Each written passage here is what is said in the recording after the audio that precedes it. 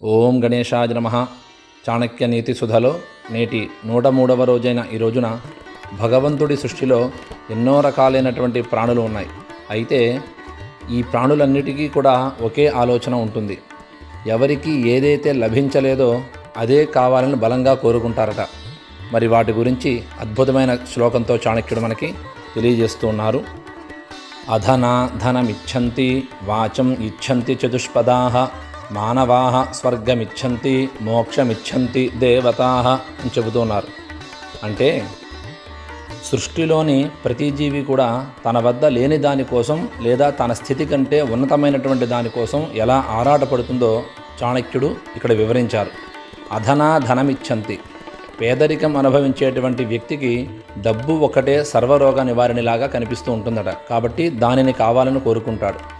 రెండవది వాచం ఇచ్చంతి చతుష్పదాః, పశువులకు ఆహారము నిద్ర ఉన్నప్పటికీ కూడా మనిషిలాగా భావాలను వ్యక్తపరిచేటువంటి వాక్కు అనేది లేదనే లోటు ఉంటుందట. కాబట్టి అవి ఆ యొక్క వాక్కుని కోరుకుంటాయట.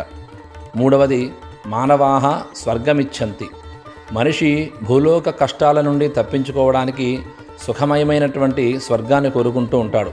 నాలుగవది మోక్షమిచ్చంతి దేవతాః, ఇది చాలా ఆశ్చర్యం కలిగించే విషయం మనకి. ఎందుకంటే సమస్త స్వర్గభోగాలు అనుభవించేటువంటి దేవతలు కూడా శాశ్వతమైనటువంటి స్థితి అయినటువంటి మోక్షం కావాలని కోరుకుంటారట. ఇక్కడ మనం తెలుసుకోవాల్సిన విషయం ఏంటంటే కోరికలకు అంతం అనేది లేదు. ఒక మెట్టు ఎక్కగానే మరో మెట్టుపై ఆశ కలగడం అనేది సహజం.